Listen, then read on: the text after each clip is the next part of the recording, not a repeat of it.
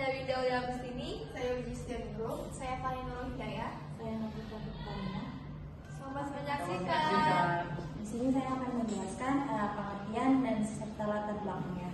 Ya, pengertiannya itu ronsen atau X-ray adalah pemeriksaan pencitraan tubuh untuk melihat seperti tulang, organ atau jaringan sinar X yang menembus tubuh dengan jaringan sinar X menembus tubuh dengan tingkat berbeda sesuai kepadatan jaringan, sehingga menghasilkan gambar yang membantu dokter menegakkan diagnosis secara cepat dan secara akurat.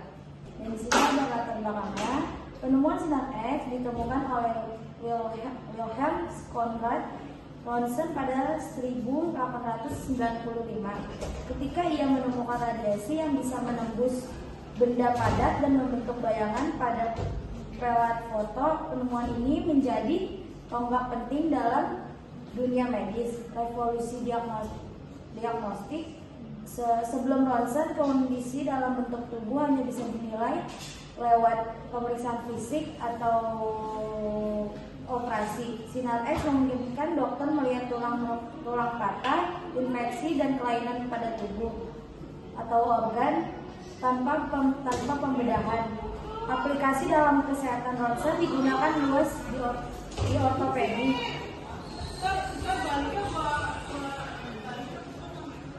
Roentgen digunakan luas di ortopedi, pulmonologi, kardiologi, dan kedokteran gigi, sehingga menjadi alat diagnosis standar di hampir semua fasilitas medis. Dan ada perkembangan teknologi.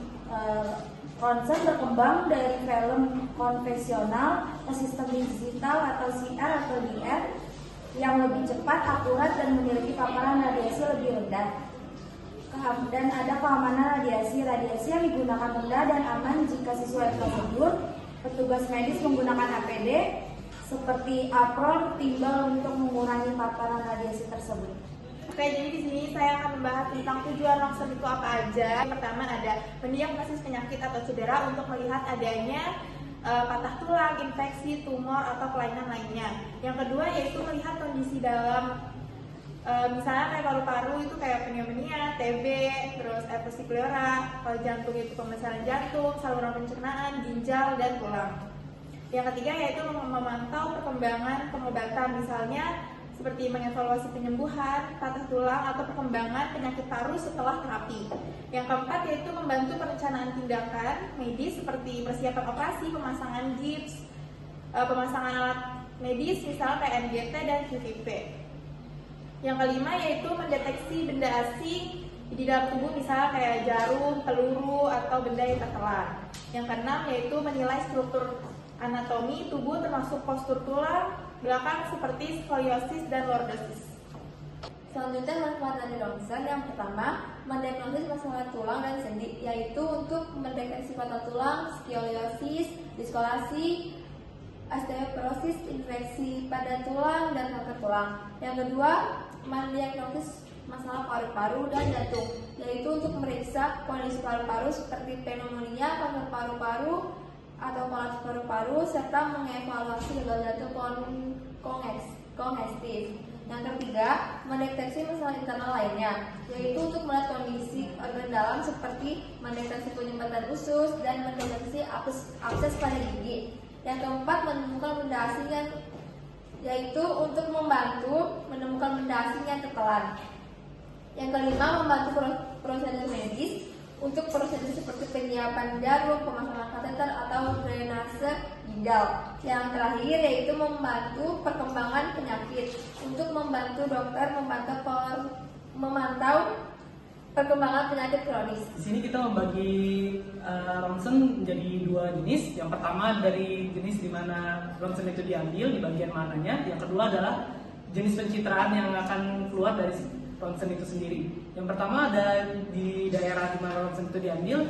Jadi ada yang paling umum itu ada di bagian dada, perut, tulang, dan biasanya mulut. Sedangkan dari segi pencitraannya ada seperti radiologi konvensional di mana menggunakan film yang dia akan mengeluarkan yang dari sinar X itu akan menunjukkan objeknya. Yang kedua adalah radiografi menggunakan film dengan imaging plate yang menyimpan energi sinar X.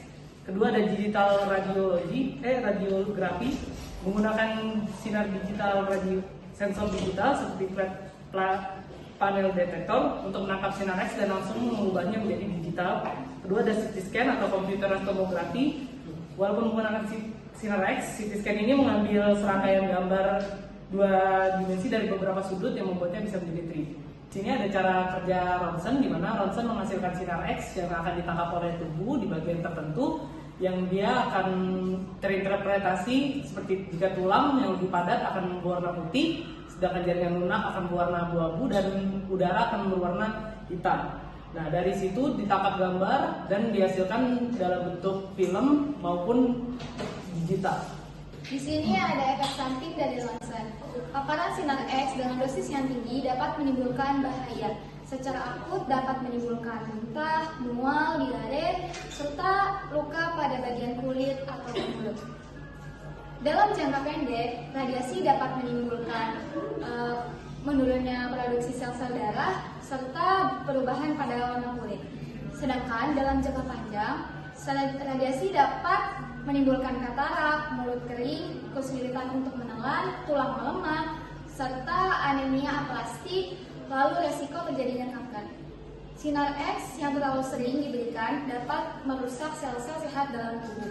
Pada wanita hamil, sinar X dapat beresiko sekali untuk menimbulkan kanker, lalu tumor saraf, serta leukemia pada janin. Kita masuk ke persiapan sebelum foto ronsen. Yang pertama, jika menggunakan zat kontras itu dianjurkan untuk berpuasa terlebih dahulu dan menghentikan obat tertentu. Yang kedua, itu melepaskan aksesoris dan juga perhiasan, mau itu berbahan logam ataupun emas, untuk menghindari penghalangan gambar foto ronsen. Terus yang ketiga, menggunakan pakaian nyaman dan mudah terbuka, atau bisa itu menggunakan baju yang sudah dipersiapkan di rumah sakit. Kita masuk ke persiapan foto ronsennya. Yang pertama, itu biasanya dianjurkan untuk berdiri ataupun berbaring, ya sesuai instruksi dokter. Yang kedua, itu jangan bergerak selama foto ronsen untuk menghindari blur dalam gambar. Yang ketiga, foto ronsen itu biasanya berlangsung selama beberapa menit, tetapi jika menggunakan zat kontras itu bisa berlangsung hingga 1 jam. Setelah melakukan foto ronsen, itu biasanya sudah bisa melakukan aktivitas seperti biasa, tetapi yang menggunakan zat kontras itu harus banyak minum air putih, misalkan 8 gelas per hari, agar zat kontras dalam tubuh itu cepat keluar.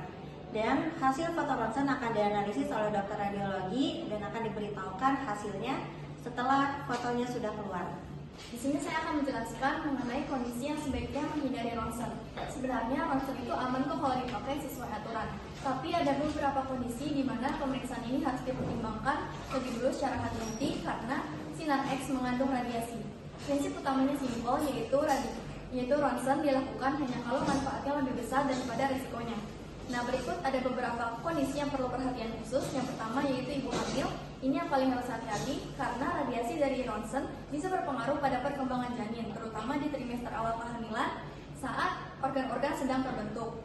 Nah, risiko yang mungkin paling terjadi misalnya seperti keguguran, kelainan bawaan, atau gangguan perkembangan otak janin. Karena itu, kalau ibu hamil membutuhkan pemeriksaan, dokter biasanya akan mencari alternatif dulu seperti USG. Ronsen hanya dilakukan apabila kondisinya benar-benar darurat dan tidak ada pilihan lain. Selain kehamilan, ada juga kelompok lain yang sensitif terhadap radiasi, yaitu anak-anak.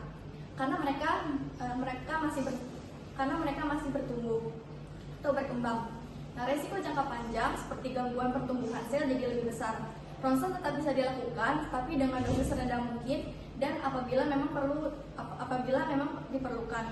Nah, lalu ada juga kelompok yang perlu hati-hati karena frekuensi pemeriksaannya cukup sering. Contohnya orang yang sudah beberapa kali melakukan pemeriksaan ronsen atau CT scan. Lalu ada juga kelompok lain yang perlu hati-hati karena frekuensi pemeriksaannya cukup sering. Contohnya orang-orang yang sudah menjalani pemeriksaan CT scan atau ronsen, jadi radiasinya bisa menumpuk dari waktu ke waktu. Jika terlalu sering, maka risikonya juga akan meningkat. Makanya dokter biasanya akan cek terlebih dulu apakah ronsen memang diperlukan atau bisa diganti dengan metode lain yang lebih aman. Sekian edukasi mengenai ronsen dari kelompok 2. Terima kasih sudah menonton. Wassalamualaikum warahmatullahi wabarakatuh.